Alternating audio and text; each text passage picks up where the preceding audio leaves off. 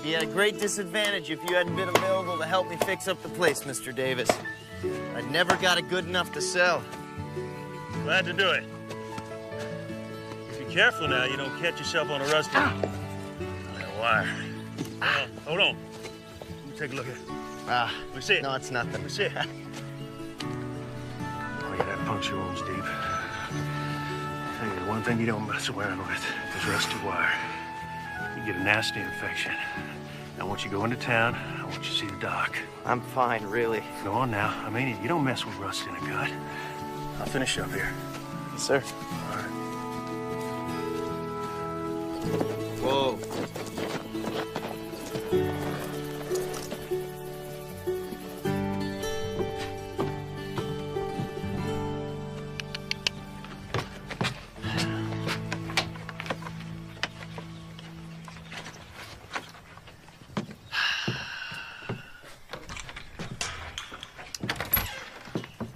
Afternoon, Mr. Simpson.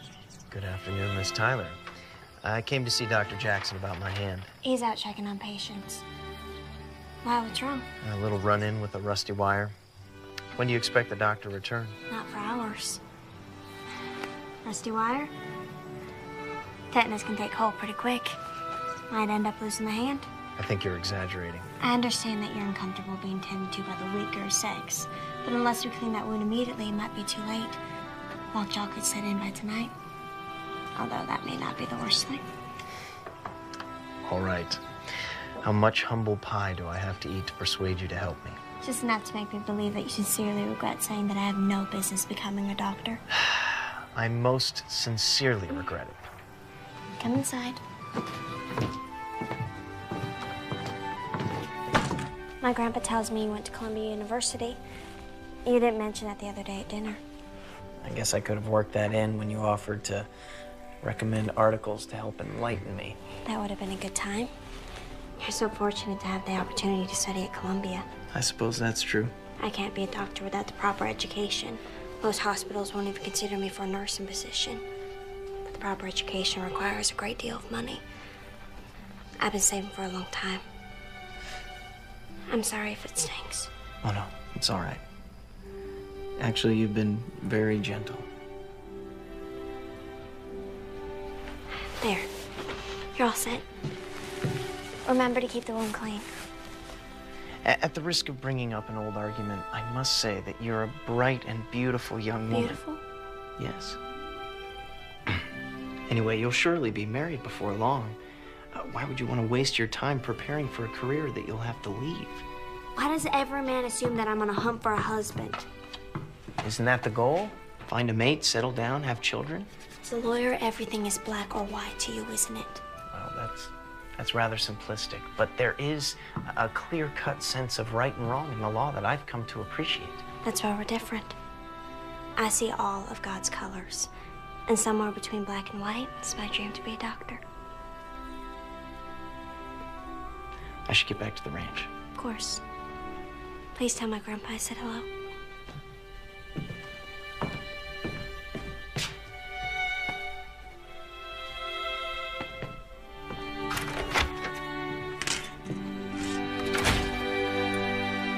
Those sheets are rough. They're all I've got. That cot is like sleeping on a board. And the draft in here practically blows the blanket off my legs. How long until I can leave? You can move to the hotel today, Mrs. Stafford Smythe. If Belinda will stay with you, can you do that? But I thought I'd continue to work here with you. Mrs. Stafford Smythe needs a nurse. I thought that's what you wanted to be. Actually, I want to be a doctor. It's all settled then.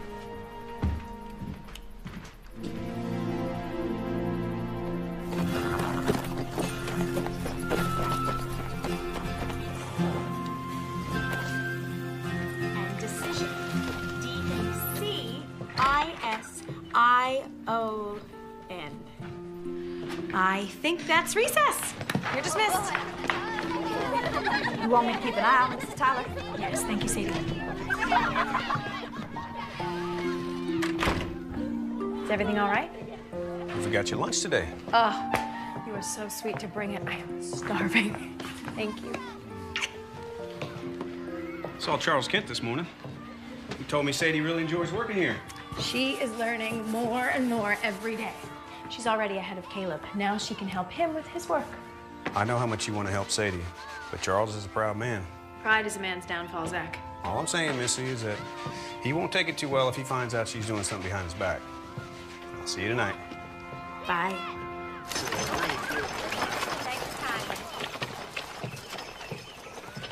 Winter, is this the best room the hotel has to offer? I'm afraid so, madam. I suppose it's a step up from the clinic. Still, these pillows are much too flat. They'll never do. And surely they got better linen. Oh. I'm mortified by these inferior accommodations, but I'm afraid it's not possible to get anything better in this uncivilized outpost. Oh, Miss Tyler, please come in. Madam, I'll just be down in the restaurant to check on your tea. Wash the china yourself, Windsor. I don't trust these people to have high standards of cleanliness. Yes, madam. How you feeling today, Mrs. Stanford Smack? How do you think I'm feeling, being forced to endure these primitive conditions? You know, we're not all uncivilized here. Really? Did I somehow miss seeing the opera house, or a good library, or even a hat shop with the latest fashions from Europe? No? I thought not. Anderson Corner has other things to offer. Such as? Good people, and a church that welcomes everybody, including strangers. And we take care of each other in difficult times.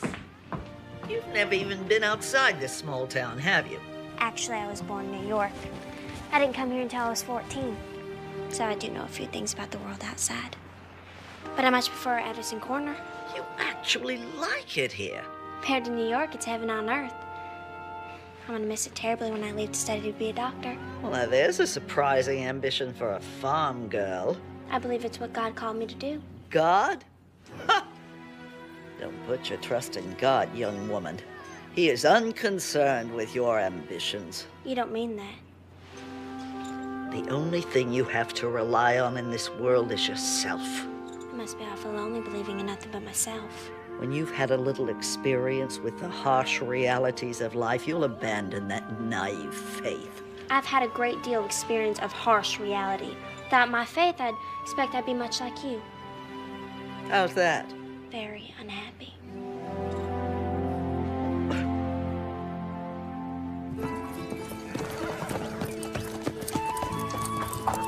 Whoa, whoa, whoa.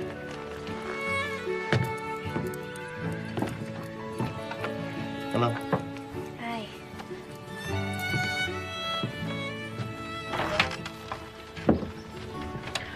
Drew, I'm so glad you could join us for supper.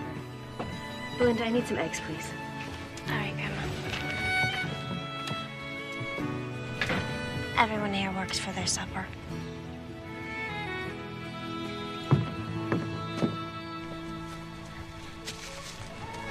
Might as well spit it out. What? Whatever it is you're stewing over. I apologize for being so opinionated and outspoken. You probably can't help it. Can you? Not to save my life. Truce? Truce. Truce.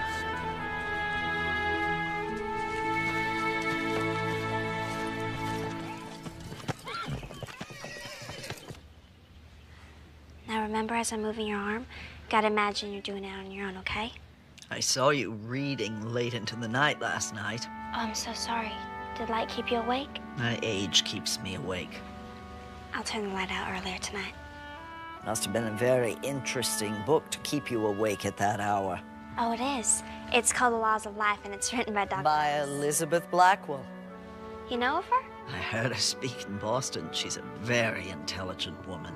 Can't imagine what it must be like to hear her speak in person. You sound like you greatly admire her. She's done so much to pave the way for women to become doctors. And that's what you want to be. I'll be fortunate if I'm able to train to be a nurse. The schooling for doctors is terribly expensive.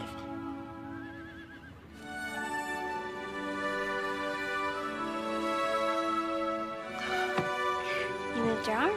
Your powers of observation are remarkable. It's cause for a cup of tea. Now Imagine this is your favorite Earl Grey. See if you can lift your arm enough to take it. What, like a dog doing tricks? Like a woman who wants her independence back. You are a very impertinent young woman. And you are a very difficult patient. If you apply your willfulness to your therapy, you might get better.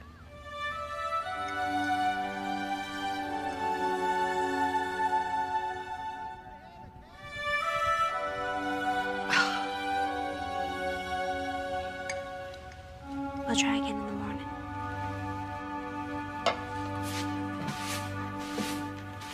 When you're done, you can go.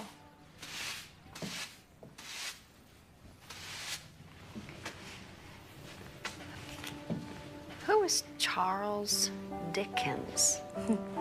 A very talented author. You can borrow the book if you like. Oh, no, thank you. I'll see you tomorrow, Mrs. Tyler. Okay.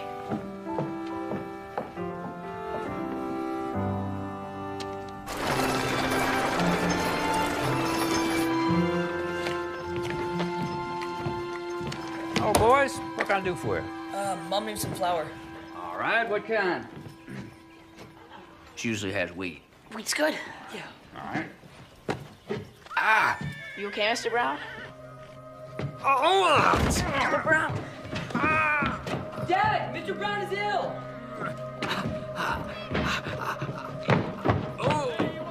George?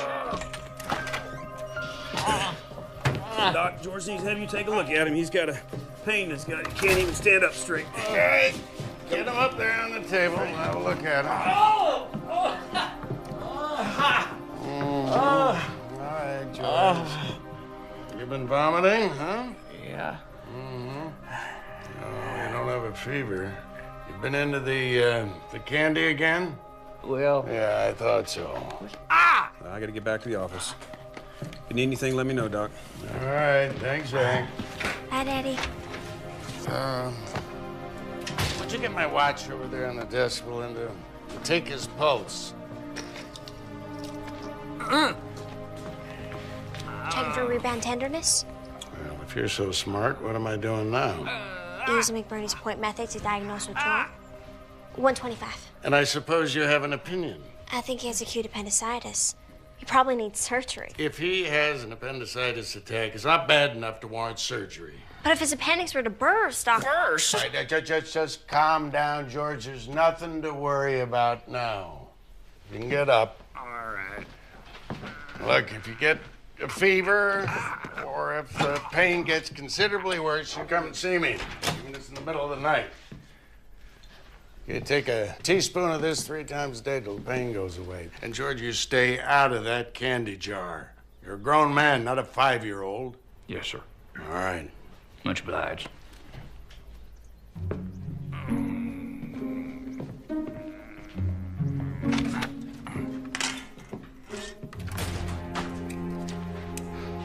Now, listen here, young lady. A good doctor never performs an unnecessary surgery. It's too risky, unless the patient will die without it. But he had all the symptoms. If he had acute appendicitis, George would have been right off this table from the pain. Might even have passed out. Probably has nothing worse than a simple stomach ache.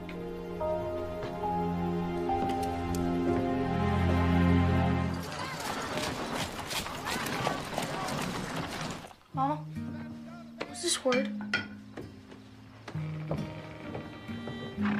Capture. And this one? Elephant. It says, then they went out to capture the wild elephant. How do you know what that says, Sadie? Mom was learning to read at school with me, Pa. She's real good. Charles!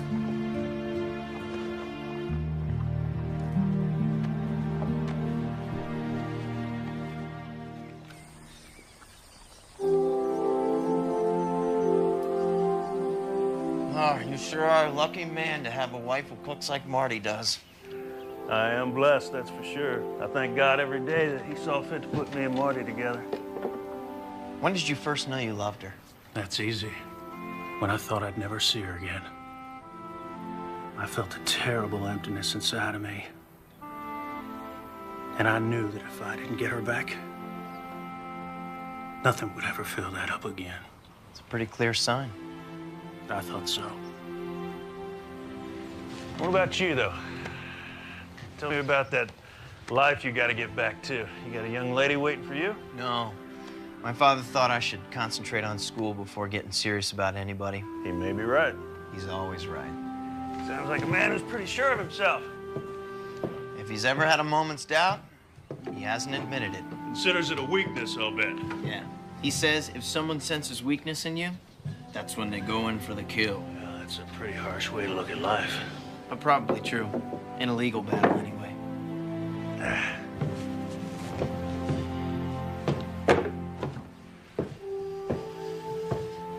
Now, we can both go up on that roof, and you can find a way to hurt yourself again. Or you can take the wagon into town and pick up those supplies that we ordered. That's an easy choice, sir.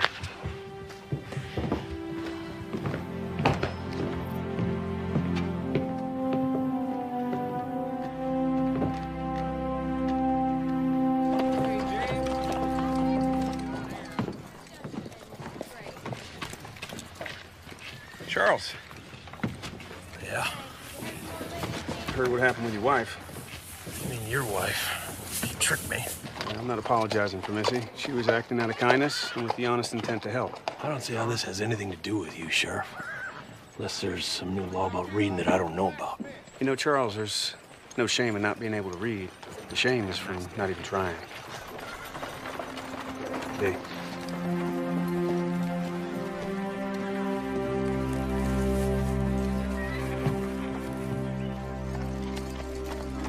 I know it hurts, but that's a good sign. It means your nerves are kicking back in. If you just try a little bit harder. I am trying.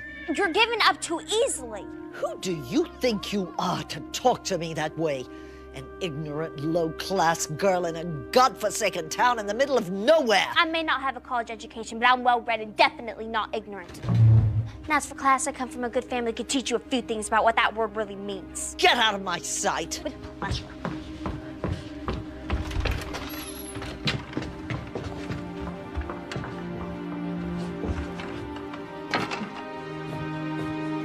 Windsor?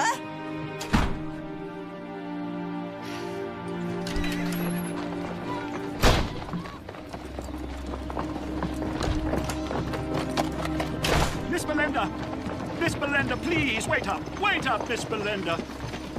Miss Belinda! I'm sorry, Mr. Windsor. I know you're taking her abuse, but I'm not about to. Mrs. Stafford Smythe will never mean to be abusive to you, miss. I don't know what you call it back east, but out here we call it rude and unacceptable behavior. May I share something of a personal matter with you, Miss Tyler? Something I'd like to show you. This is Benjamin and Lucy, Mrs. Stafford Smythe's children. I thought she didn't have any children. She doesn't now. Oh, I see. Mrs. Stafford Smythe became a widower shortly after Lucy was born, and her children became everything in her life, miss. What happened to them? Lucy passed away when she was 5 of the scarlet fever, and Benjamin drowned just before he was to graduate from Harvard. Terrible. When Mrs. Stafford Smythe lost Lucy, the only thing that kept her going was Benjamin. And when she lost him, I was afraid she... So sorry. That explains her anger and bitterness, but that doesn't excuse her behavior. I just want you to understand that Mrs. Stafford Smythe was not always the way she is. She was a kind, generous woman. Try to think of her the way she was before unbearable loss changed her. Try to see her with a forgiving heart and not a judgmental mind.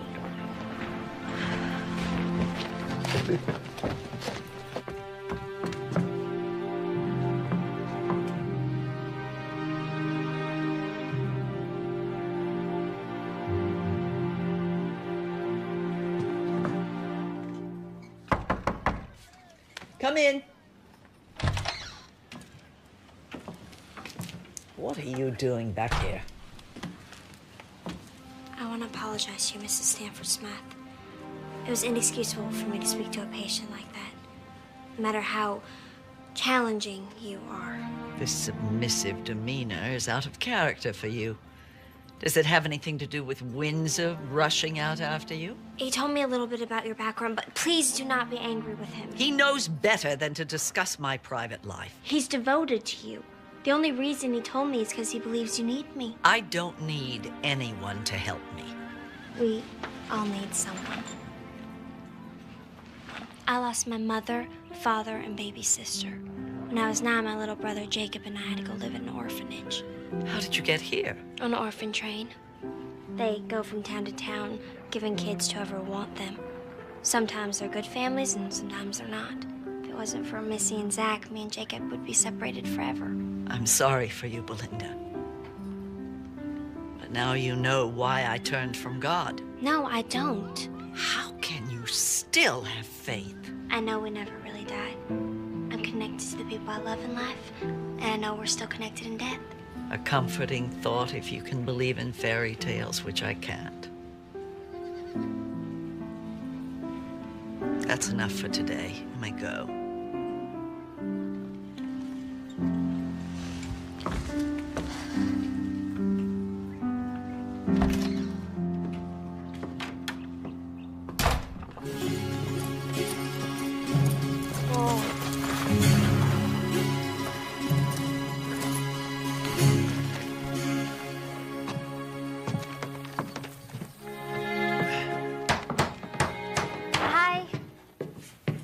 Belinda. I was visiting my grandma and she wanted me to bring lunch to y'all. Well, your grandpa went into town to pick up some lumber. He should be back soon. I'll just leave this here then. Wait. Why don't you stay and visit a while? I can't. I should be getting back to the clinic. Well, I was thinking that maybe we could have lunch at the hotel sometime. I'd like that. Tomorrow? Well, sure.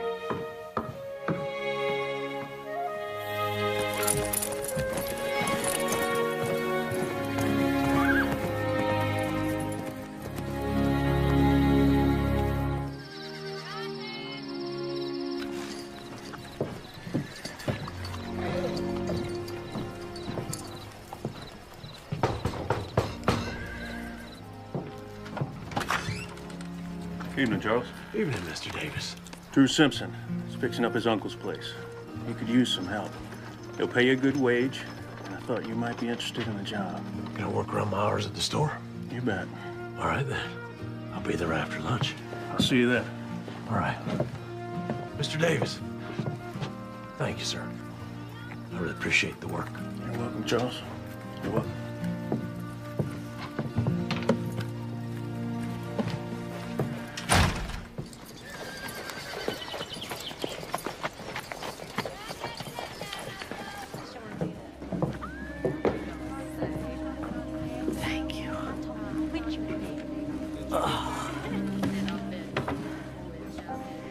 I envy you your faith, Belinda, but I can't share it. And even if I could, it doesn't change the fact that the only reason I didn't let that stroke kill me is my distant relatives who are just waiting for me to die so that they can inherit my fortune. I think the whole reason your stroke didn't kill you is because God has work for you. Find a purpose by loving other people. And losing them. The fact that you grieve deeply means you love deeply. There's so many people out there who need what you have. Who would that be? At the orphanage, there's hundreds of children without parents or parents who just simply give them away. Ah, so you're suggesting I give money? Not just money. Yourself. You have so much love to give and they need love. Aren't we supposed to be practicing? Reach for the teacup. One hand.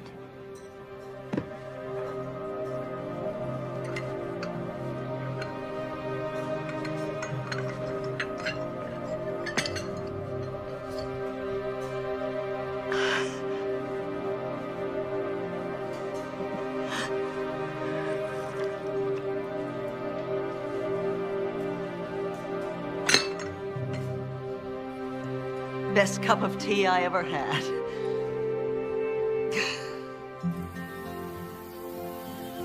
Hold it right there. Okay. That'll Thanks again, Charles. I'm not sure what I would have done without you. You're more than welcome, Mr. Simpson. Drew. All right, Drew. Can I ask you a question about the law? Sure. It's about adoption. You and your wife thinking about adopting a child? Well, not exactly. Sadie was married before we met. Her first husband, he was Caleb's pa. But he was a real no account. Used to beat Sadie and Caleb both. She divorced him? Yeah. He got in a bar fight, and he hurt some fella real bad, and they put him in prison. Gave Sadie a chance to get away, but he's fixing to get out soon. And I know he's gonna come looking for Caleb. Now, if I can adopt him, does that make him my boy? And ain't nobody can take him away? That's right. Sadie's awful worried that he won't give up his claim to Caleb. Well, under normal circumstances, he'd have to agree to it. But because he's been in prison, there's no way the court would favor him over you. You sure about that? Well, I'll draw up the papers to petition the court. We'll see what the judge has to say. Well, now, I can't pay you right now, but You don't have to. Well, I don't take charity. Consider it part of your wages for working here. Like a bonus for doing a really good job. All right. Thank you, Drew. It's my pleasure, Charles. I just passed the bar. I'll take those for you When I folks. return home, I'll join my father's practice. Does he practice criminal law? Nothing nearly so unsavory. No, he handles mostly contracts, wills, trusts, that sort of thing. My father represents some of the wealthiest people in New York. So you'll only be helping the rich people. Well, that's who our clients are. They don't have to be. You could help the less fortunate. We work with people who pay our fees. Is that all you care about? Money? Don't be ridiculous. That's not what I meant. Well, it seems to me you don't have a real passion for law. Well, the definition of law is reason free from passion. Do you have time to take a walk? I should be getting back to Miss Stafford Smythe. A short one.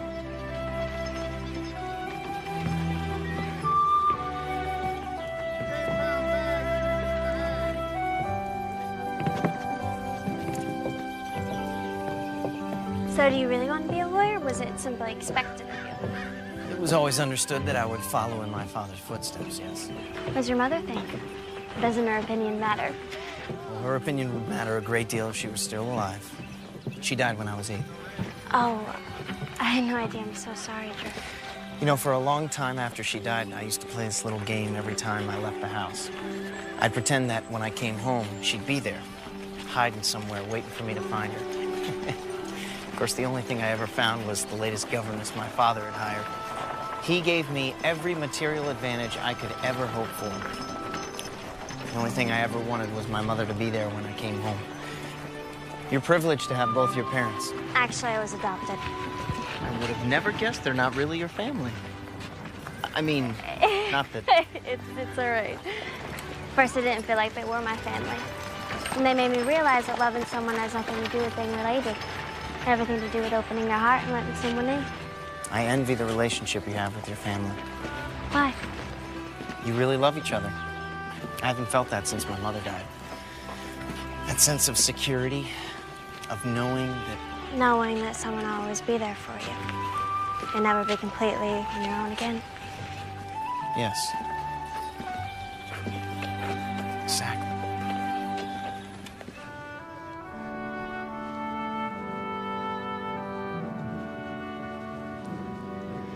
You see? My. You have made remarkable progress, Mrs. Stafford Smythe. I must say I am very impressed. To be truthful, I wasn't sure you'd regain use of your arm. Nor did I think so, but Belinda was stubborn about my therapy. She'd listen to me grouse and complain, but she never gave up on me. She's a remarkable young woman, don't you think, Doctor? Yes, she is. Indeed, remarkable. I know you must be anxious to get back to Boston, and I think you can start planning to go home now. Oh, thank you, Doctor. So, what did you ride all the way out here to ask your grandma? Seems while I wasn't looking, my life just got really complicated. This wouldn't have anything to do with Drew Simpson, would it?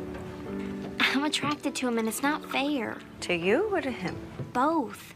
He's becoming a distraction. I can't let that happen. Everything seems to be getting a lot harder all of a sudden. Only a few years ago, I knew just how to get answers to my questions. You wish it was simple again, like when you were a child? You could say a heartfelt prayer to God and then just listen for his guidance. Yes. Belinda, it's still that simple.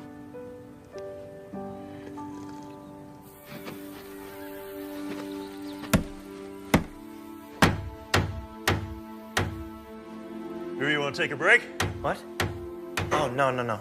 I'm fine.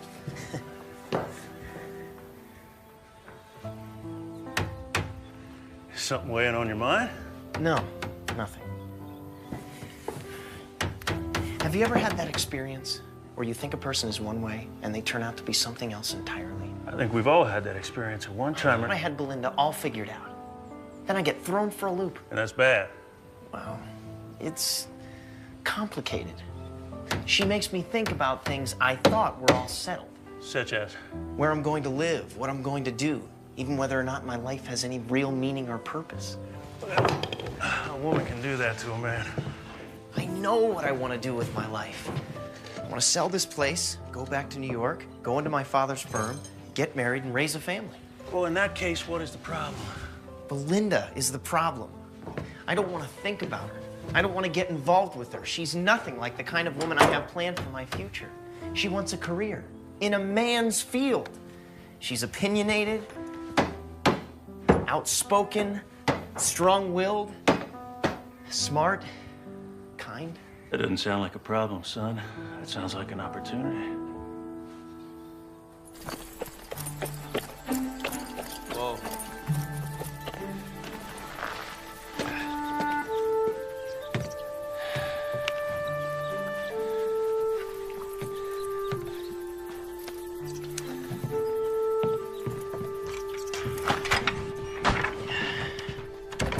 Is that your hand again?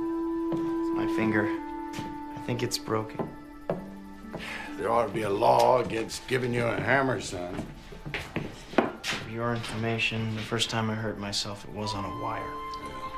Maybe you should stick to lawyering.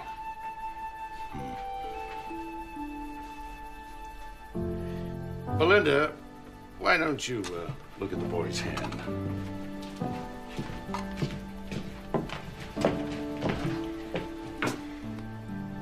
Can you bend it? I guess I can. I think it's just a bruise. I could splint it if it's broken. It might be quite cumbersome. Just leave it. Have lunch at the hotel with me today. I'm sorry, I can't. Tomorrow, then? I have Mrs. Stafford Smythe to tend to. Well, maybe we could find time. Do you want the splint? What? No. No splint. Then excuse me. I have work to finish.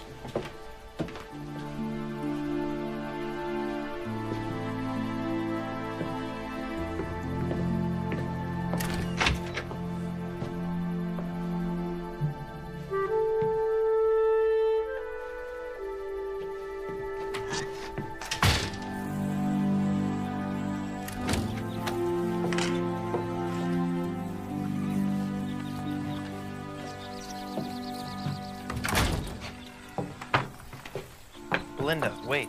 I have to get home, Drew. I have things to do. Why are you being like this? What happened? I don't know what you mean. Yes, you do. When the farm sells, you'll be moving back to New York, right?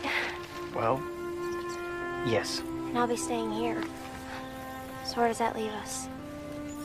You'll go back to a life I can barely imagine. Meeting with rich clients in a big office, going to fancy balls with orchestras, dancing with well-bred girls in satin gowns. After a while, you won't even remember me. Hand me that, please.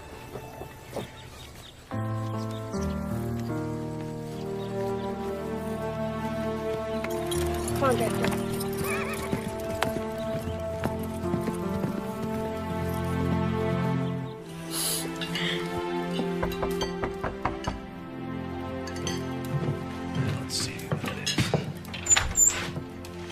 Charles. Evening, Sheriff.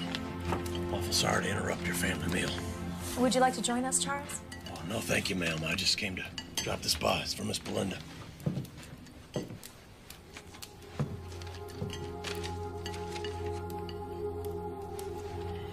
Seems Drew hurt himself again. I better go check on him. I'll be back as soon as I can, Mama.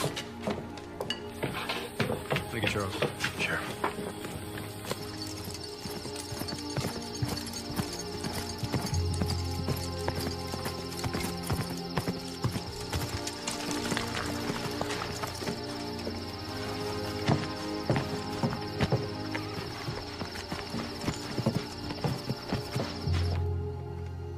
Drew?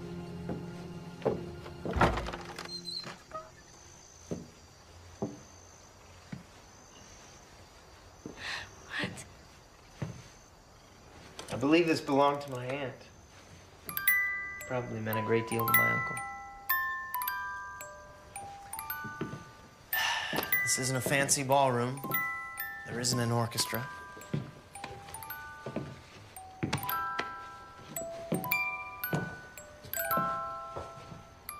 But if I can have this dance, I promise you, Belinda, I will never forget it.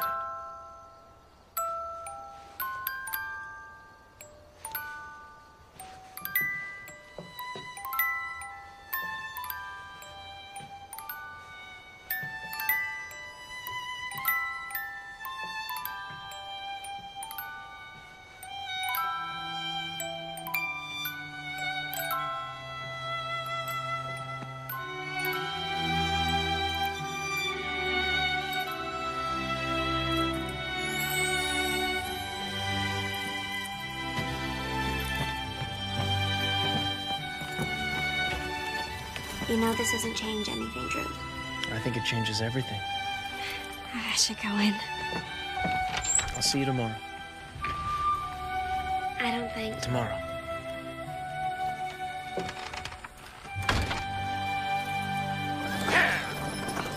Dr. Jackson has given me the go-ahead to travel home to Boston.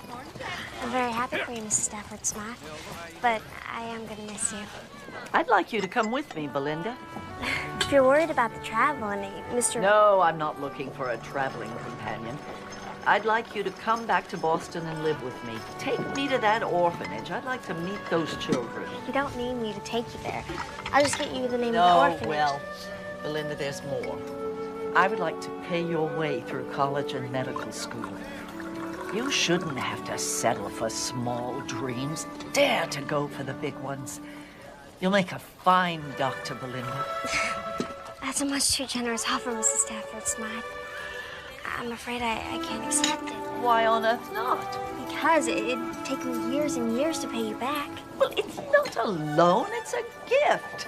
I'm a very wealthy woman. I can afford to do this for you. I would like to think if my Lucy had lived, she might have grown up to be just like you, Belinda. Even if I could accept your offer, they'd never accept me into a good college. I mean, most of the schools don't even allow women. Oh, posh. I'll just send up a smoke signal to my friend Sam Gregory. Dr. Samuel Gregory? The Dr. Samuel Gregory who founded Boston University School of Medicine? Yes, one and the same. I don't know what to say. Well, say yes. Thank you, Mrs. Stafford Smart. Thank you. Now, I know that you'll need to talk this over with your family. But when I leave next week, I hope you'll be with me.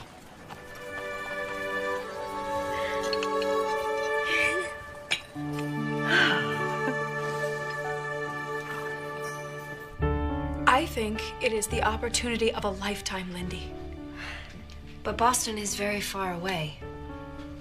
And we'd certainly miss you. And I'm gonna miss you.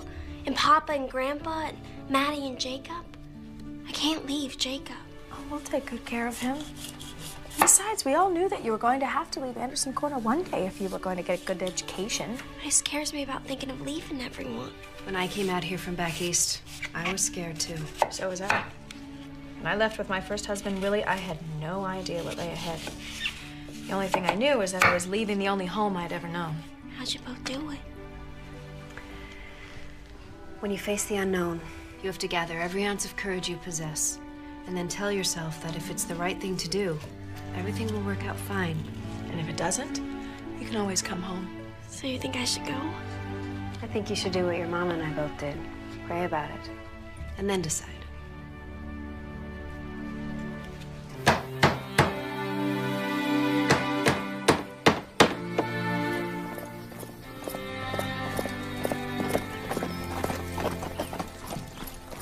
Linda, what a wonderful surprise. I can only stay a moment, Drew. Something entirely unexpected has happened, and I wanted to let you know. I hope it's something good. Actually, it's amazing. Mrs. Stafford Smythe has asked me to go to Boston with her. She's gonna put me through school. That's incredible. I know what it must mean to you. You know Boston isn't that far from New York. Maybe we could... That's just it, Drew. No, we can't. Why not? As soon as I get my medical degree, I'll be coming back here, practicing with Doc and hopefully taking over for him someday. You may change your mind when you get to Boston. It has a great deal to offer. It doesn't have what Anderson Corner does. My family, people who really need me, they probably won't have a doctor when Doc's gone. Linda, we can work this out. I've thought hard about this, Drew. I've prayed even harder. I would never fit into your world. My life is here. The only way we could be together if one of us is miserable. Belinda. I said what I came here to say. Belinda. Belinda!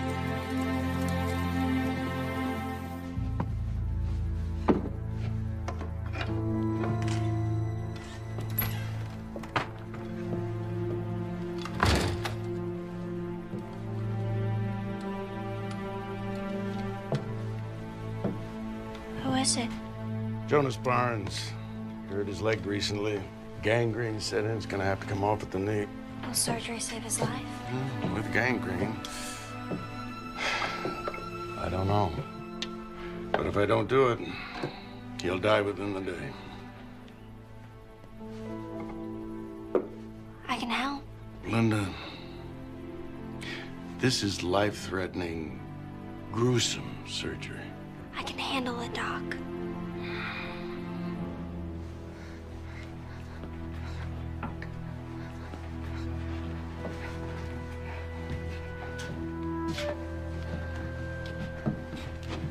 Cora, I need you to wait outside.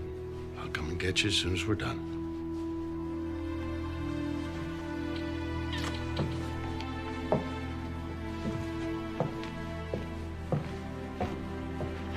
All right, Jonas. I think we're ready to start. Maybe you could say a little prayer first. Of course. Belinda? Lord, we are eternally grateful that you are here with us now, and pray that you bless Doc with a steady hand, and bless Jonas with a peaceful heart, and Cora with the knowledge that you are in control of this day. Amen. Amen. Amen. All right. I need you to lay back there now. Everything's gonna be all right. Count to 10 with me, okay? 1, 2, 2, 3, 3, 4, 4, 5. 5.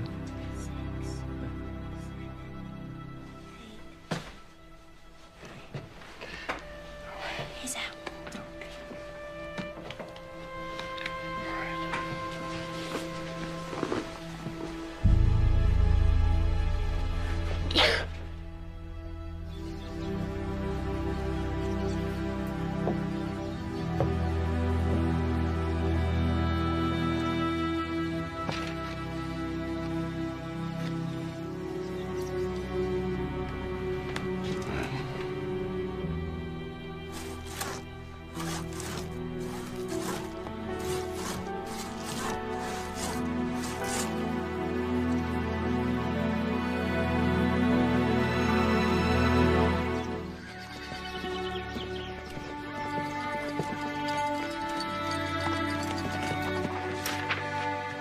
This starts the process to make you legally Caleb's father. I'll just need you to sign there, and then I'll file the paper with the court. You really think the judge will grant the adoption? I can't guarantee it, but it should be an open and shut case.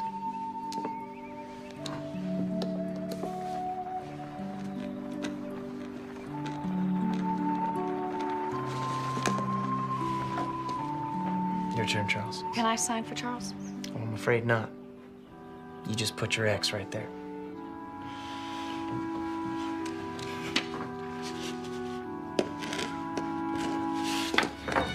Very good.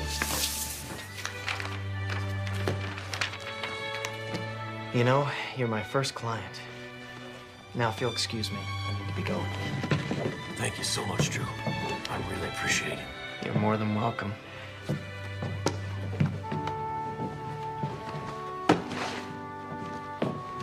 Thank you, Sadie.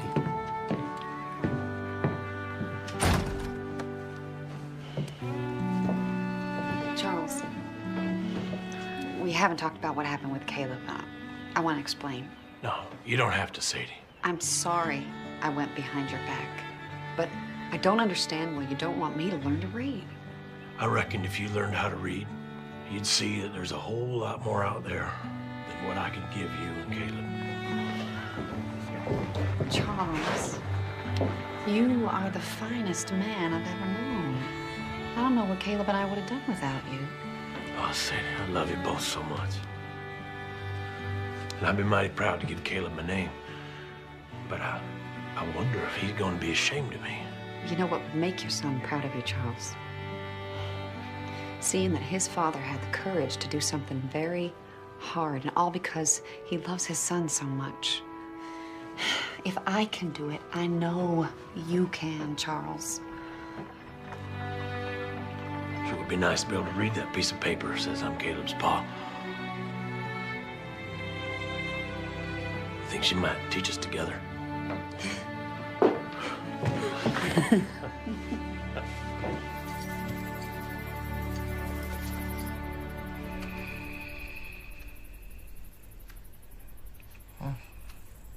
What happened? Cora? Cora. You must have heard Mr. Barnes. Mr. Barnes, Mr. Barnes!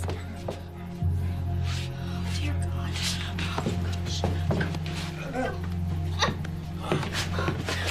What happened?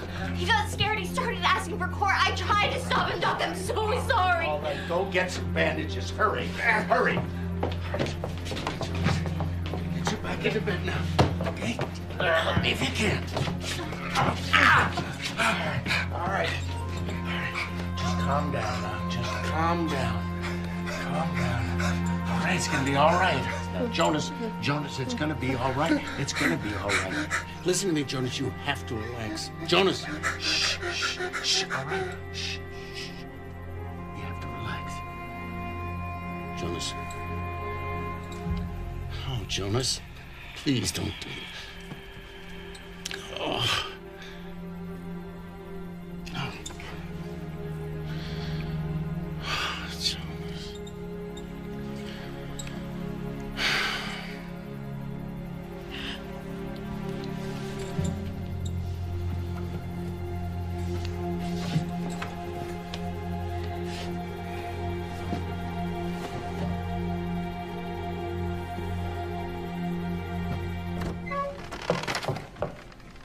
Hi, Lindy. Boys, go outside, please.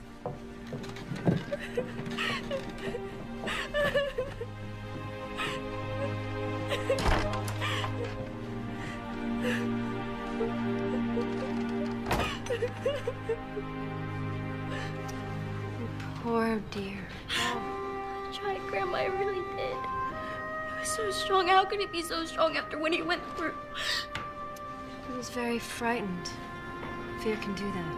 I haven't seen anyone die since my mom and baby sister. So horrible to see the life drain out of him so fast. I'm so sorry, darling. It was so awful. It wasn't your fault, Belinda.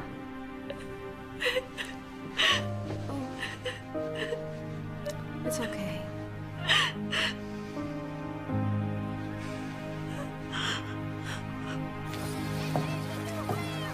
It must be hard on him to lose a patient he's tried so desperately to save. But once he gets past the sadness and frustration he must feel, he will tell you it wasn't your fault. If it wasn't my fault, then what do I feel like it is? Because you care deeply about people, and that's what makes you hurt for them. And that is also what will make you a good doctor. I don't think I'm cut out to be a doctor after all. I'll just stay here and be Doc's assistant if he'll let me. Belinda, you can't mean that. I'm afraid I do. No.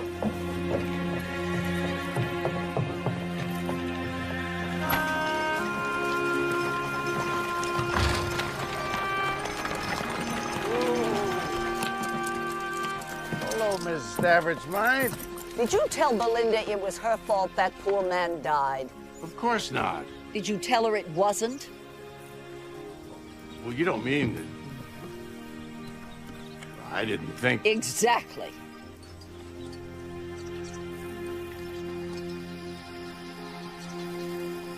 All right. That ought to do it.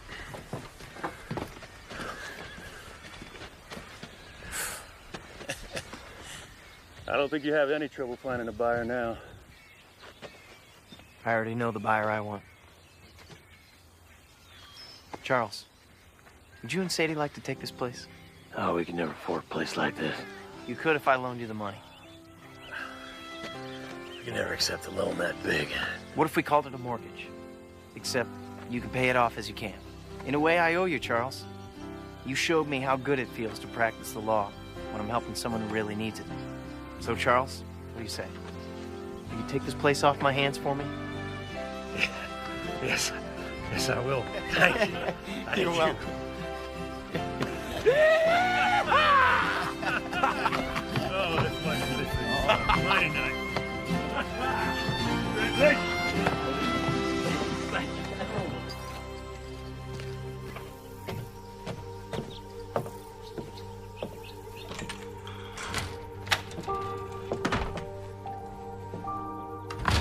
Doc? Doc, are you here?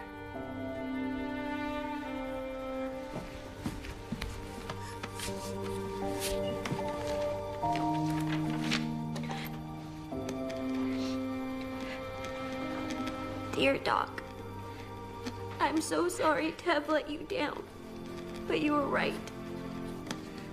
I don't have what it takes to be a doctor. Oh! Can I help? She can barely breathe. We have to get her to Doc.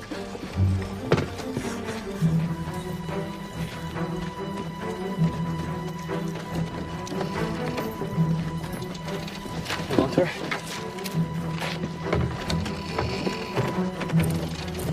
Come on, boys.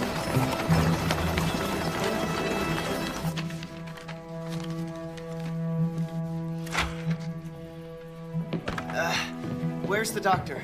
He's not here. Belinda, I need your help.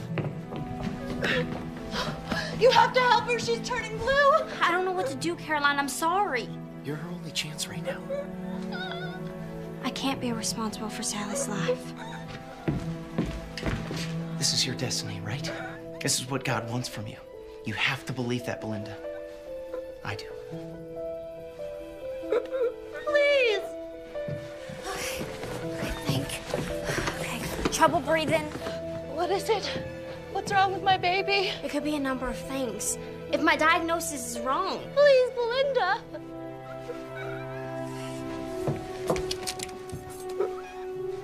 You gotta open your mouth, all right? There's some abscess in the area around the tonsils. What does that mean? I don't know.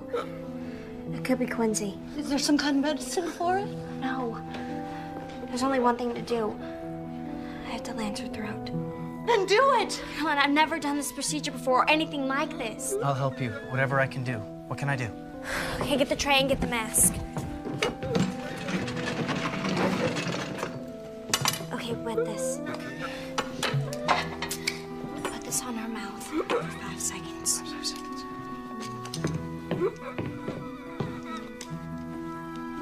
1, 2, 3, 4, 5. You gotta hold her head still so she won't move.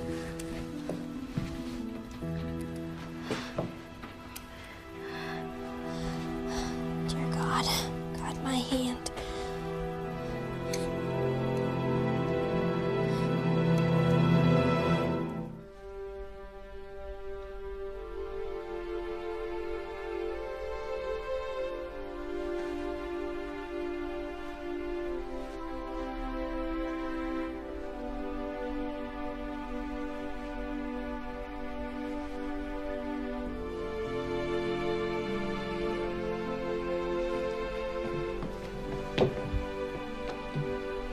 Looks like she'll be fine.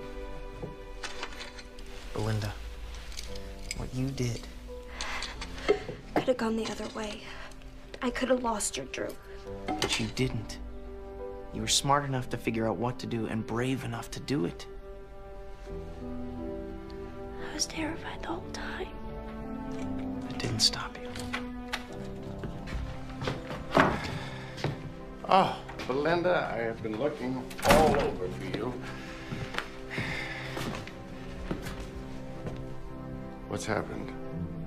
What is it? Belinda saved my daughter's life.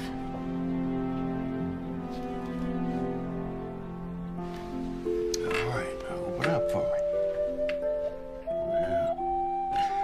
Well, I bet that throat is really sore, huh? Good excuse for your mama to churn some fresh buttermilk for you. I sure will.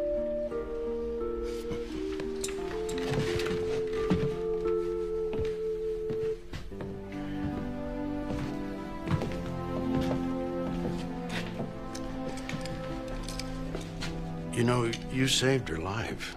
But I didn't save Jonas's. Yes, about that. I owe you a very big apology. Jonas's death wasn't your fault. But I couldn't hold him still. But that's not why he died. Jonas was dying when he came to us. We were trying to save him, but unfortunately, the surgery was just too much for him. I told you how difficult it is losing a patient. I've been practicing for 40 years, give or take. And it never gets any easier. When it hurts this much, it just means that you care that much more about your patients. I don't think I'm cut out to be a doctor. Oh, yes, you are, young lady. You go back to Boston with Mrs. Stafford Smythe. But you just make darn sure that you come back here when you're a doctor. Well, don't start crying or else I'll think I made a mistake after all.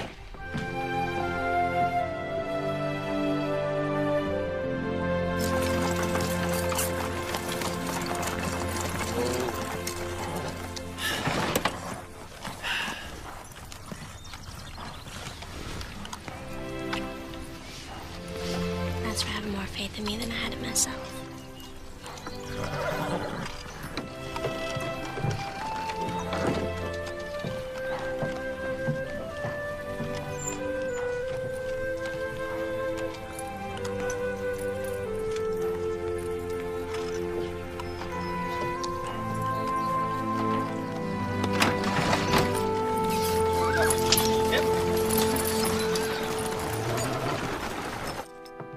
Are you sure you don't want us to see you off at the stagecoach? I'd rather we say goodbye here. You know, by train, Boston isn't as far as it once seemed. Mm-hmm. Are you all right, Belinda? Yes, Mom, I'm fine. No second thoughts about leaving with Mrs. Stafford Smythe? No, not anymore. I feel at peace with my decision. So your second thoughts are about Drew? But I love him, Mama. I really do. It can never work. Sometimes one dream is all you can have.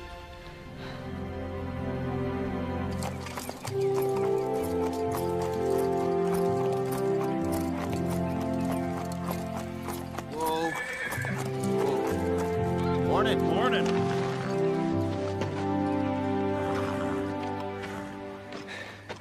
I just wanted to say goodbye, Clark. And thank you for everything. You headed home? Charles and Sadie are moving on to the farm. I'm headed Back to New York tomorrow. I imagine Belinda left. We said our goodbyes at Missy this morning. She's probably getting on the stage right about now. You asked me once when I knew I loved Marty, but you never asked me what I did about it. What was that? She left on a wagon train. She's going back home. I went after her. You love someone, you truly love them, you don't let them go. I've learned a lot from you, Clark. And what are you doing still standing here? Don't you have a stage to catch?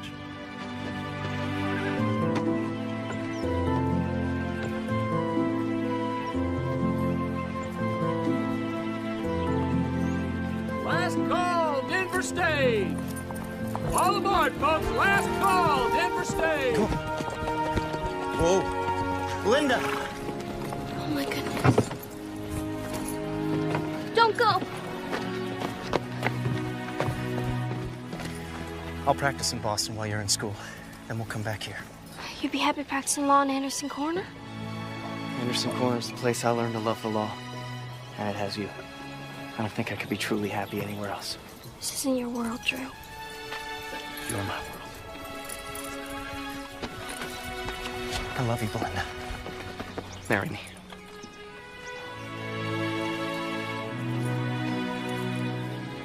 Oh, there's a train back to Boston most every day. You'll catch one next week. Windsor will meet you at the depot, won't you, Windsor?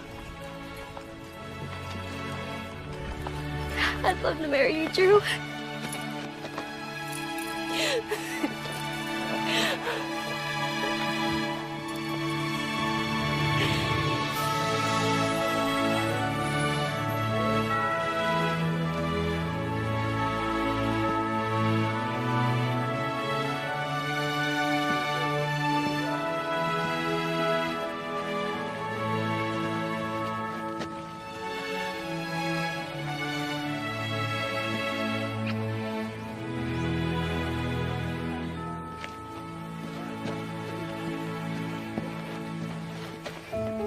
Andrew, take Belinda to be your lawfully wedded wife, to have and to hold, for richer, for poorer, in sickness and in health, forsaking all others, till death do you part?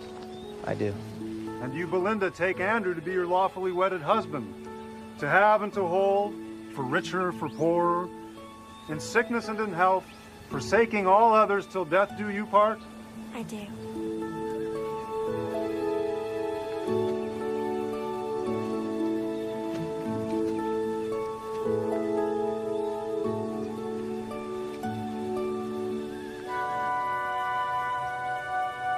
I now pronounce you man and wife.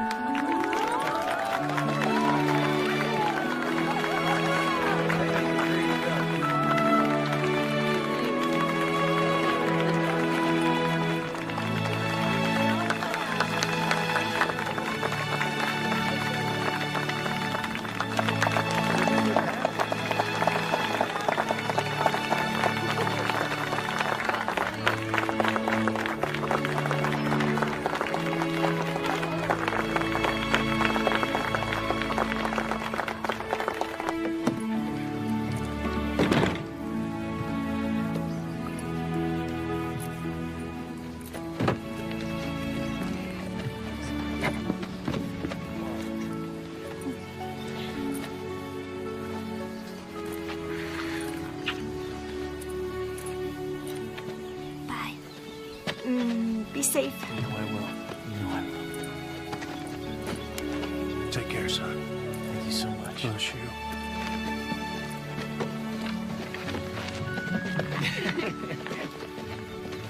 Bye, Grandpa. All right, take care, honey. Come here, Jacob. Good? Marty.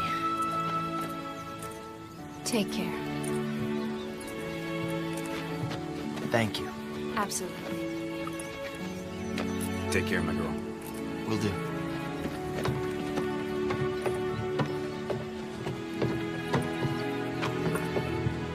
You ready?